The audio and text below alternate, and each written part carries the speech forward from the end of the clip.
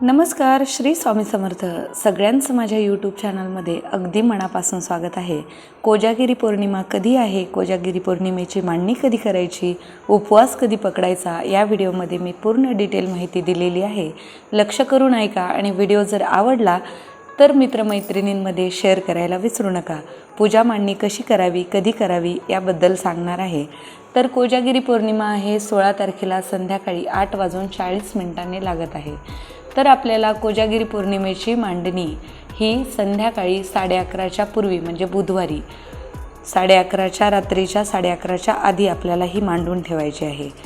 तर पूजा मांडणी कशी करावी, उपवास कधी पकडायचा, तर 17 तारखेला म्हणजे सूर्याने पाहिलेली आपण उपवास पकडत असतो. पौर्णिमा जी आहे सूर्याने पाहिलेली तिचा उपवास पकडायचा आहे.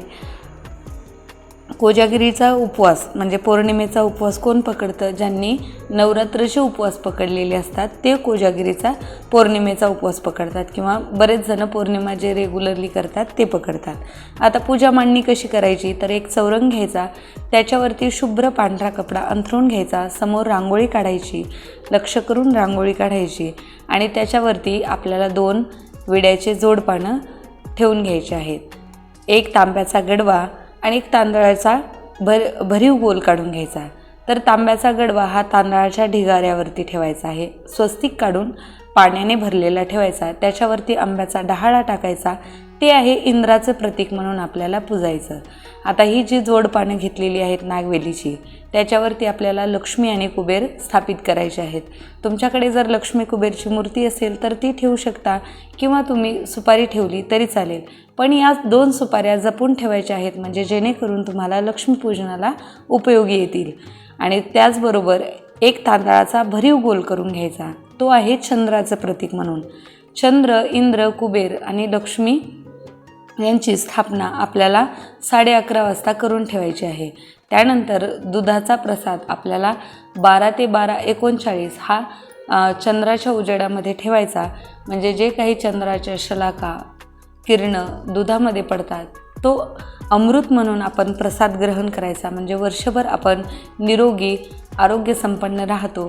त्याचबरोबर रात्रीच्याला 12 ते 12:39 या दरम्यान इंद्र, चंद्र, कुबेर आणि लक्ष्मी हे पृथ्वीवरती भ्रमणासाठी येतात.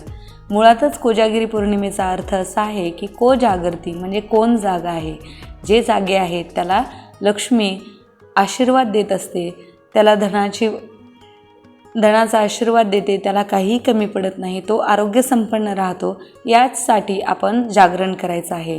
जे जागरण करतं त्याला लक्ष्मी माता, इंद्र, चंद्र आणि कुबेर यांचा आशीर्वाद मिळतो. या दिवशी जागर राहून आपल्याला जप करायचा आहे. तर जप काय करायचा, व्यंकटेश स्तोत्र घ्यायचं, 11 माळी श्री स्वामी समर्थ मंत्र घ्यायचा, श्री सुक्ताचे 1 किंवा 16 पाठ घ्यायचे. जर येत नसतील तर सरळ यूट्यूबवरती लावून ठेवा. यूट्यूब सगळ्यात बेस्ट माध्यम आहे. जर येत नसेल तर यूट्यूबवरती ऐकू शकता. त्याचबरोबर विष्णू सहस्रनाम,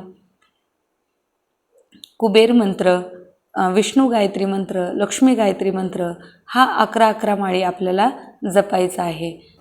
मिश्री यंत्र, कुबेर यंत्र त्याला ऋतूकाळानुसार आपल्याकडे जे फुलं असतील ती पुजून घ्यायची. 12 ते 12:39 या दरम्यानमध्ये आपण जो चंद्राच्या उजेडामध्ये प्रसाद ठेवलेला आहे खिरीचा, तो नंतर इथे दाखवायचा आणि नंतर कुटुंबाने तो प्रसाद ग्रहण करायचा. दिवा लावून घ्यायचा, व्यवस्थित अशी धूप दीप दाखवून पूजा करून घ्यायची. अशा प्रकारे कोजागिरी पौर्णिमेची पूजा केली जाते. ही पूजा का करतात, तर महत्त्वाचं म्हणजे कोजागिरी पौर्णिमा ही जागून आपल्याला साजरी करायची असते. 12 ते 12:30 आपल्याला बरोबर 30 मिनिटात दुधाचे भांडे चंद्रकिरणात ठेवायचे आहे, जेणेकरून चंद्रदेवता शलाका रूपात अमृताचा प्रसाद देतात. आणि त्यानंतर 12:30 पूजेच्या चौरंगासमोर आपल्याला दुधाचे भांडे ठेवून 4ही देवांची हळद कुंकू, पांढरी फुले, अक्षता, अष्टगंध वाहून पूजा करायची आहे. दुपारीच तुळशीपत्र ठेवायचं, कारण तुळशीपत्राशिवाय प्रसाद हा अपूर्ण राहतो. आणि त्यात एक तुळशीपत्र टाकायचे, नैवेद्य दाखवायचा, प्रार्थना म्हणायची. प्रार्थना कोणती म्हणायची, ऋणरोगादि दारिद्र्यम अपमृत्युभय शोकमनस्ताप नाशयंतो मम सर्वदा, ही प्रार्थना म्हणायची आहे.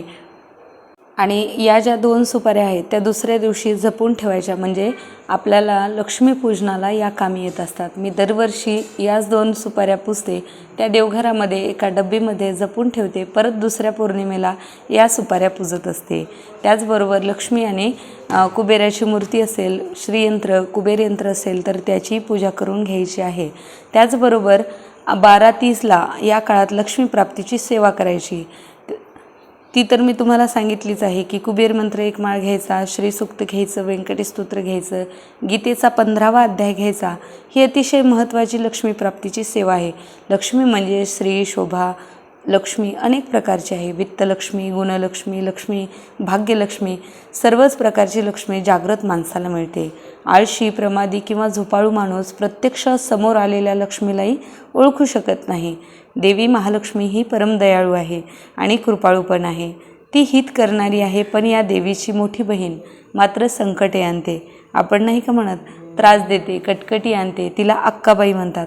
आपण म्हणतो ना अक्काबाईचा फेरा आला वाटतं, तर हीच अक्काबाई असते जी आपण झोपून राहिलो तर ती कटकटी निर्माण करते. या मोठ्या बहिणीस अक्काबाई म्हणतात. तिची अवकृपा झाली की लोक म्हणतात की अक्काबाईचा फेरा आला. ही अक्काबाई पौर्णिमेच्या दिवशी अनेक झोपलेल्या आळशी लोकांवरती ती रागवते, पण जे जागरण करतात त्यांना सुख, समाधान, संपत्ती लाभते असे म्हणतात. जातोय म्हणजे कोण जागरती, यावरून या पौर्णिमेला कोजागिरी पौर्णिमा असं नाव पडलेलं आहे. याच पौर्णिमेच्या रात्री देवांचा राजा इंद्रही पृथ्वीवर फिरत असतो आणि पूजा कोण करीत आहे किंवा नाही हे पाहत असतो. वारंवार तो कोजागरता असे विचारतो. यावरून हे कोजागिरीचं नाव रूढ झालेलं आहे. तर सर्वजण मिळून ही पौर्णिमा अशा पद्धतीने साजरी करा. देवांचा आशीर्वाद मिळवा, म्हणजे वर्षभर तुम्हाला कशाची कमी पडणार नाही. तुम्ही आरोग्याने, सुख समृद्धीने संपन्न राहाल, यासाठी ही पूजा मांडणी करायची आहे. ही पूजा मांडणी बुधवारी संध्याकाळी 11:30च्या आतमध्ये करून ठेवायची आहे. दुधाचं भांडं 12 ते 12:39 या मिनिटामध्ये चंद्राच्या उजेडामध्ये ठेवायचं. नंतर चौरंगासमोर येऊन त्याचा नैवेद्य दाखवायचा, फुलं वगैरे अर्पित करायची. अशा प्रकारे आपण ही लक्ष्मी, कुबेर, इंद्र आणि चंद्र यांची सेवा पूर्ण करून घ्यायची आहे आणि उपवास गुरुवारी पकडायचा. व्हिडिओ आवडला असेल तर जरूर लाईक करा.